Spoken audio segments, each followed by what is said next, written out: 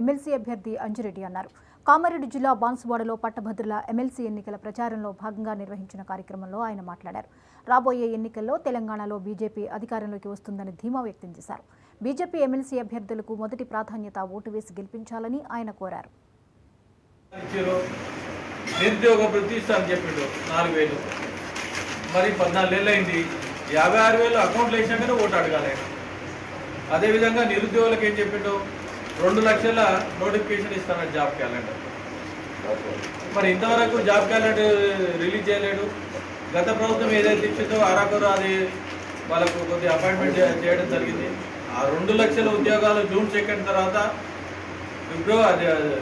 September 17 వరకు complete చేస్తానని చెప్పిండు. మరి ఇంతవరకు కంప్లీట్ చేయలేరు. కంప్లీట్ చేసినాకనే ఓటు అడుగుమని చెప్తాము. న్యాయవాదుల విషయంలో 5,000 స్టైఫండ్ ఇచ్చి 3 సంవత్సరాలు ఇస్తాను కొత్త న్యాయవాదులకు. వాళ్ళ స్టైఫండ్ ఇంతవరకు వెళ్ళి 70,000 ఇచ్చినాకనే ఓటు అడుగుమని చెప్తా ఉన్నాం. నరేందర్ రెడ్డి ఇవి మీ రేవంత్ రెడ్డి గారు ఏవైతే ఇచ్చిండో అవి మీరు ఇచ్చిన వాగ్దానాలు కంపల్సరీ నెరవేర్చినాకనే ఓటు అడగాలి. మరి మీ విషయంలో తీసుకుంటే మీకు విద్యా సంస్థలు ఉన్నాయి. మరి విద్యా సంస్థలు ఉన్నప్పుడు తోటి విద్యా సంస్థలు ఉన్నాయి. నీతో పాటు ఎన్నో వేల మంది విద్యా సంస్థలు ఉన్నాయి. ఫీజు రియంబర్స్మెంట్ ఇది బర్నింగ్ ఇష్యూ.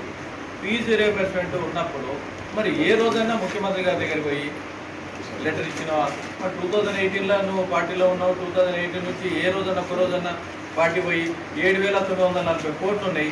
7,940 కోట్లు అమౌంట్ రిలీజ్ చేస్తే రిలీజ్ చేసిన తర్వాతనే నువ్వు మార్కెట్ తిరగాలి, ఓటు అడగాలి. అప్పటిదాకా ఓటు అడగడానికి అర్హత లేదు. ఎందుకంటే మరి నువ్వు ఫీజు రియంబర్స్మెంట్ అమౌంట్ తీసుకున్నావా? తీసుకుంటే మరి బహిరంగ చెప్పు. తీసుకోకపోతే వీళ్ళందరికీ అమౌంట్ అని ఇప్పియండి. అమౌంట్ ఇప్పించిన దాకా నీకు తిరిగే అర్హత లేదు. రేవంత్ రెడ్డి గారు